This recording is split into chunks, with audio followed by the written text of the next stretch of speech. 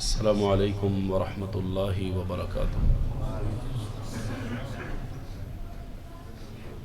الحمد للہ رب العالمین والعاقبۃ للمتقین، اللہم صلی علی محمد وعلی آل محمد کما صلیت علی ابراہیم وعلی آل ابراہیم انک حمید مجید، اللہم بارک علی محمد وعلی آل محمد کما بارکت علی ابراہیم وعلی آل ابراہیم انک حمید مجید۔ رب اشرح لی صدری ویسر لی امری واحلل عقدۃ من لسانی یفقہوا قولی۔ قال اللہ تعالی فی کلامہ اعوذ باللہ من الشیطان الرجیم، بسم اللہ الرحمن الرحیم، ان الذین یخشون ربهم بالغیب لہم مغفرۃ واجر کبیر۔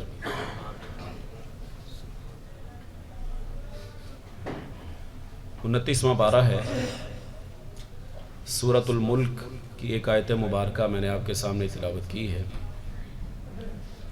اللہ رب العالمین فرماتے ہیں، یقیناً وہ لوگ جو اپنے رب کو بن دیکھے اس سے ڈرتے ہیں، ان کے لیے بخشش ہے اور بہت بڑا اجر اللہ رب العالمین نے ان کے لیے تیار کر رکھا ہے۔ انتہائی عزت اور احترام کے لائق سامعین محترم، انسان جب زندگی گزارتا ہے تو عام طور پر دو قسم کی حالتوں سے گزرتا ہے، یا اس کی زندگی کے اندر خوشی ہے یا غمی ہے، خوشحال زندگی گزار رہا ہے یا غم کی زندگی گزار رہا ہے، یا اس کا یہ ظاہر ہے یا اس کا باطن ہے، یا اس کی جلوت ہے یا اس کی خلوت ہے، یا زندگی ہے یا موت ہے۔ الا ھذا القیاس، اسی کے اوپر انسان کی زندگی کا دار و مدار ہے۔ اب جن دو حالتوں سے ہم عام طور پر گزرتے ہیں، جو میرا آج کا موضوع بھی ہے، ایک ہے جلوت اور ایک ہے خلوت۔ جلوت وہ ہے جو ہمیں نظر آ رہی ہے، جو لوگوں کو نظر آ رہی ہے، دنیا والوں کو نظر آ رہی ہے، اور ایک ہے خلوت، تنہائی، علیحدگی، جہاں پہ لوگ تو شاید نہ دیکھیں لیکن اللہ رب العالمین کی ذات جس نے انسان کو پیدا کیا ہے وہ بہرحال اس کو دیکھ رہا ہے۔ اس بات کا کوئی انکار ہی نہیں، مجھ سمیت دنیا کے اندر ہر بندہ اس بات کو مانتا ہے کہ ایک نہ ایک دن میں نے یہاں سے چلے جانا ہے، اور بحیثیت مسلمان ہم نے ایک ایسی اندھیر نگری میں جانا ہے جسے قبر کہتے ہیں۔ ہم دنیا کے اندر کوئی بھی کام کرنا چاہتے ہیں تو اس کی پہلے پریکٹس کرتے ہیں۔ دیکھیں نا، کاروبار کے مرحلے کے اندر آپ موجود ہیں، آپ نے پہلی فرصت میں تو نہیں کاروبار سیکھ لیا، پہلے انسان ملازمت کرتا ہے یا کاروبار کے وہ طور طریقے سیکھتا ہے، پھر اس کو بڑی سیٹ کے اوپر بٹھایا جاتا ہے کہ اب یہ کسٹمر کو ڈیل کرنے کے قابل ہو چکا ہے، یہ لوگوں کے ساتھ لین دین کے معاملے کر سکتا ہے۔ سائیکل، موٹر سائیکل، گاڑی ہے، انسان پہلی فرصت میں تھوڑی سیکھ جاتا ہے، پہلے اس کی پریکٹس کرتا ہے۔ الغرض کوئی بھی کام کرنا چاہے تو پہلے اس کی عملی مشق کرتا ہے، اس کے لیے پریکٹس کرتا ہے۔ میں نے اور آپ نے ایک ایسی گھاٹی سے گزرنا ہے جس پر ہمارا ایمان اور یقین ہے کہ ہم نے اس نے جانا ہی جانا ہے، اور وہاں پہ اللہ نے حساب بھی لینا ہے۔ کیا مجھ سمیت کبھی ہم نے اس بارے میں عملاً کوئی کام کیا ہے؟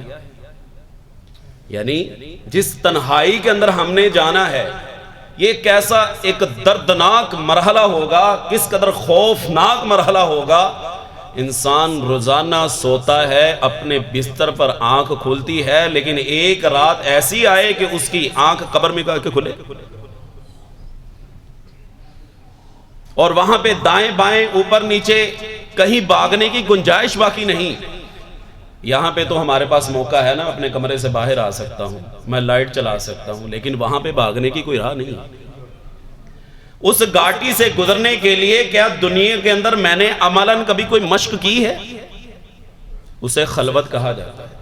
کیا میں نے کبھی تنہائی اختیار کی ہے اس تنہائی کے اندر بیٹھ کر میں نے اپنی اس منزل کو یاد کیا ہو اور پھر اس سے ڈرنے کے بعد میں اللہ رب العالمین کی اطاعت و فرما برداری کے راستے پہ چلا ہوں۔ یقین جانیے تنہائی کے اندر بیٹھ کر اللہ کی تخلیق کے اوپر غور و فکر کرنا یہ بھی عبادت ہے۔ انسان اللہ کی تخلیق کے اوپر غور کرتا ہے اور غور کرنے کے بعد اس نتیجے پر پہنچتا ہے کہ ربنا ما خلقت ھذا باطلا، اے رب العالمین تو نے جو کچھ بھی پیدا کیا ہے یہ غلط نہیں ہے، یہ غلط نہیں ہے۔ آپ تنہائی کے اندر بیٹھ کر وہ مراقبہ کریں، اس دنیا میں انسان پہنچ جائے، غور و فکر کرے کہ میں نے ایک نہ ایک دن اس حقیقی تنہائی کے اندر آنا ہے۔ آپ جانتے ہیں نبی مکرم صلی اللہ علیہ وسلم نے فرمایا ہے، صحیح مسلم کی روایت ہے، کہ جب بندہ تنہائی کے اندر بیٹھ کر اپنے رب کو یاد کرتا ہے، اس تنہائی کے اندر جب رب کو یاد کر کے، اللہ کی نعمتوں کو یاد کر کے اپنی کمیاں، اپنی کوتاہیاں، سستیاں دیکھتا ہے، اپنی نافرمانی کو یاد کرتا ہے، اور اس نافرمانی کو یاد کرتے ہوئے اللہ کی نعمتوں کا تذکرہ کرتے ہوئے اس کی آنکھوں سے جب آنسو نکلتے ہیں، رب کعبہ کی قسم یہ آنسو اس قدر قیمتی ہیں، اس قدر پاورفل ہیں، اس قدر وزنی ہیں، اس قدر طاقت رکھتے ہیں کہ 7 سمندروں کا پانی جہنم کی آگ کو نہیں بجھا سکتا۔ نبی مکرم صلی اللہ علیہ وسلم نے فرمایا جس بندے کی آنکھ میں سے مکھی کے سر کے برابر آنسو نکل آتا ہے، اللہ رب العالمین سے جہنم کو حرام کر دیتا ہے۔ یہ کوئی چھوٹی سی بات نہیں، یہ کوئی چھوٹی سی بات نہیں۔ رجل ذکر اللہ خالیا ففاضت عینا، جہنم تو حرام ہونی ہی ہونی ہے۔ ان آنکھوں سے جب اللہ کی ڈر کی وجہ سے، اللہ کی عظمت کی وجہ سے، اللہ کے خوف کی وجہ سے، اللہ کی خشیت کی وجہ سے جب یہ آنسو نکلتے ہیں، یہ اس قدر قیمتی انسان ہے کہ قیامت کے دن اللہ رب العالمین اس کو اپنے عرش کا سایہ نصیب فرمائے۔ لیکن میرے بھائیوں، میرے دوستوں، میرے بزرگوں، اگر ہماری یہ تنہائی پاک نہ ہوئی، ہماری یہ خلوت اللہ کی نافرمانی سے بھری ہوئی، بھرپور ہوئی، اور ہم نے یہ سمجھا کہ شاید مجھے کوئی نہیں دیکھ رہا، کون سا میرے کمرے کے اندر میرے والد گرامی موجود ہیں، میری والدہ کون سا دیکھ رہی ہے، میرے بچے کون سا دیکھ رہے ہیں۔ غالباً ابن رجب حنبلی رحمہ اللہ لکھتے ہیں کہ انسان کے لیے ڈوب مرنے کا مقام ہے کہ اگر وہ کوئی غلط کام کرنے لگے، ہوا چلنے کی وجہ سے دروازہ ہلے اور یہ اپنا غلط کام چھوڑ دے۔ ایک ہوا کے حرکت کرنے کی وجہ سے تو گناہ چھوڑ دیتا ہے، لیکن اللہ رب العالمین کا یہ تصور ذہن میں نہیں رہتا کہ میرا رب مجھے دیکھ رہا۔ حضرت ثوبان رضی اللہ تعالیٰ عنہ کی حدیث تو ہمیں جھنجھوڑ کے رکھ دیتی ہے۔ فرماتے ہیں کہ نبی کریم صلی اللہ علیہ وسلم نے فرمایا کہ کل قیامت کا دن ہوگا، میری امت کے کچھ لوگ آئیں گے، مکہ کے اندر ایک پہاڑ ہے تہامہ پہاڑ، فرمایا اس کے برابر نیکیاں لے کے آئیں گے، فَجَعَلَهُ اللَّهُ هَبَاءً مَنْثُورًا، اللہ خاک بنا کر، گرد بنا کر ہوا میں اڑا دے گا۔ حضرت ثوبان کہنے لگے جلہم لنا، صفہم لنا یا رسول اللہ، اللہ کے رسول ذرا ہمیں بھی وضاحت کر دیجئے وہ کون ہوں گے، یہ نہ ہو کہ ہم بھی ان کاموں کا ارتکاب کرتے رہیں اور ہمیں پتہ بھی نہ چلے۔ فرمایا ہم اخوانکم، وہ تمہارے بھائی ہوں گے، تمہارے درمیان ہی رہتے ہوں گے، تمہاری طرح زندگی گزارتے ہوں گے، نمازیں بھی پڑھتے ہوں گے، روزے بھی رکھتے ہوں گے، لیکن مسئلہ یہ ہے کہ جب وہ تنہائی کے اندر جاتے ہیں، خلوت کے اندر جاتے ہیں، یہ سمجھ کے کہ مجھے کون سا اللہ دیکھ رہا ہے، کوئی کون سا دیکھ رہا ہے، وہاں پہ جب اللہ کی حدود کو پامال کرے گا، اللہ رب العالمین ایسے بدبخت کے اعمال کو قیامت کے دن خاک بنا کے ہوا میں اڑا دے گا۔ اس لیے کبھی تنہائی کے اندر بیٹھ کر اپنے اس وقت کو یاد کیجئے کہ ایک دن میری آنکھ قبر میں کھلنے والی ہے۔ ایک محدث کے بارے میں ملتا ہے، ایک دن بیٹھے ہوئے تھے، دیا بجھ گیا، جب دیا بجھا بے ہوش ہو کے گر گئے، اہلیہ نے اٹھایا، ہوش دلائی، کہا کیا ہوا؟ کہا دیا بجھا، مجھے تو قبر کا اندھیرا یاد آ گیا۔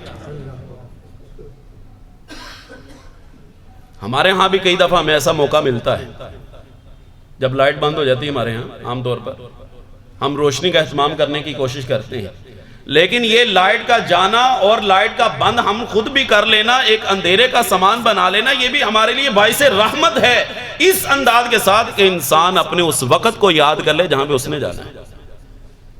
اور جب یہ کیفیت انسان کے دل کے اندر پیدا ہو جاتی ہے، پھر وہ یہ سمجھتا ہے کہ یوم تبلی السرائر، اس تنہائی کے اندر کی جانے والی نافرمانی، یہ راز سارے ایک دن کھل جانے ہیں۔